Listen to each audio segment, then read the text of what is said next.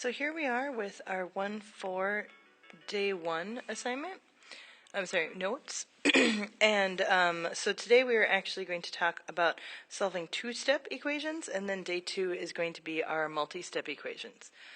So looking at our two-step equations, we are going to get some practice before we get there. So this is just a little bit of our expressions and solving review, because once we know how to solve forwards, backwards is how we end up getting the answer to our variable. So go ahead and take a minute to review a little bit more of your order of operations and see if you can answer these before you turn the video back on. So as we're working through this, hopefully the first thing that you see is the multiplication that you should do. So 4 times 7 is 28, and then we'll add 8 to that, and you get 36. The second one, we're replacing the a with a 3, so a lot of times I kind of show it in there. And so in order to solve, we need 3/4 that will multiply by 3, and then we'll add 14 to that. Fractions get a little tricky, but hopefully you realize from our previous lessons that we're actually talking about 3/4 times 3/1. And so officially 3 times 3 becomes 9 for your numerator, and 4 times 1 becomes 4 for your denominator that we're going to add 14 to.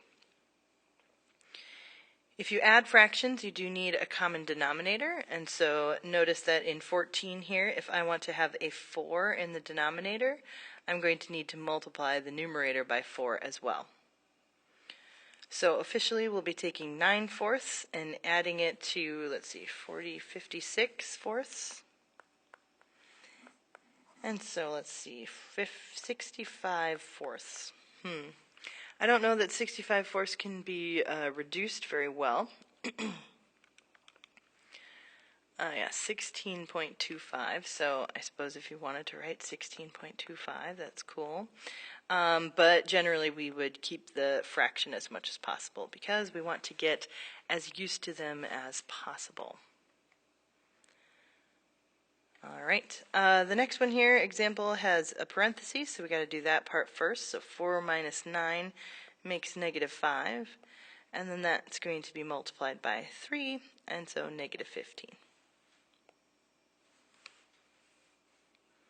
So it's just a little review of, I always hate when they used to do this, but the teachers would call that a warm-up. Cool. I was an athlete, so a warm-up did not seem like that to me, but anyway. So, taking a look at our order of operations, okay, when we're talking about, again, two-step equations, we're going to solve by using SADMAP. So again, the backwards of what's happening. So in order to find the backwards of what's happening, we do need to know the forwards. So a lot of times when I look at, for instance, this problem here, the first thing I think about is what is happening to the a first.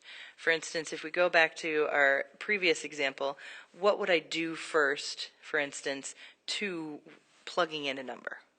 Okay, so in this case, what would I do first if I had to plug in a 3 for this a here? I would multiply by 4, right? So my first step is to multiply by 4. And then the next step, after I multiplied by 4 and got some random result, then I would add 10. But of course, we are not going to be using that in order to solve. We're actually going backwards.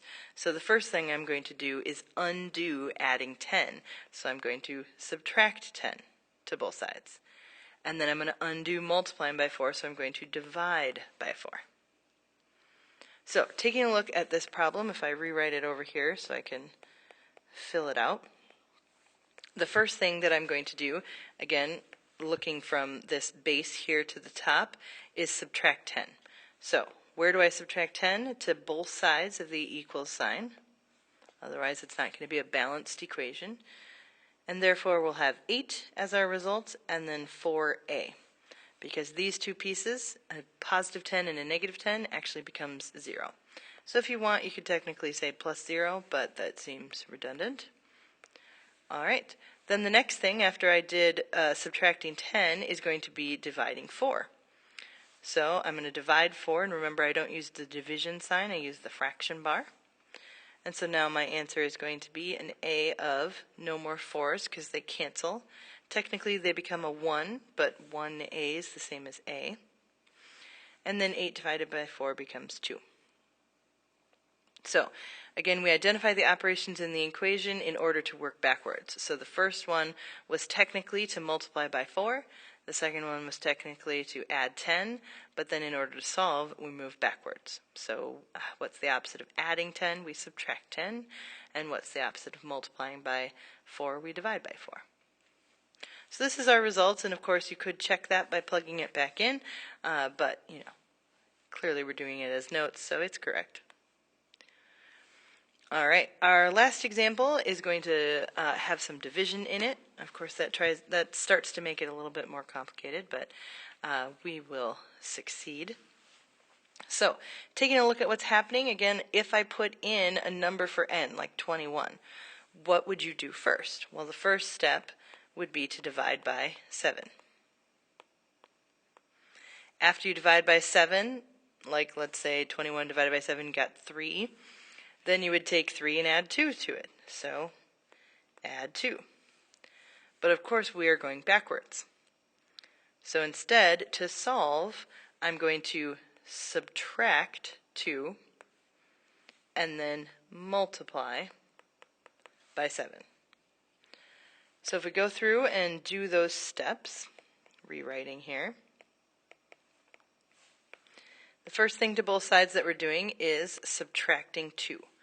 So I'm going to subtract 2 to this side and get 0, which is totally a number, it's okay. And then n divided by 7. Then, since I've done this piece, now I'm going to do this piece, and so I'm going to multiply by 7 to both sides. So I multiply by 7 to 0, which gets me 0, and multiply by 7 to something that's being divided by 7, and so technically we just get the variable left over. So it turns out n is 0, and not n is not possible, but n is 0, which is a number. It's okay to be the result. So that's what's going to happen in your assignment, is that you're going to see a two-step equation, what are the 2 steps, and then do those 2 steps backwards. All right?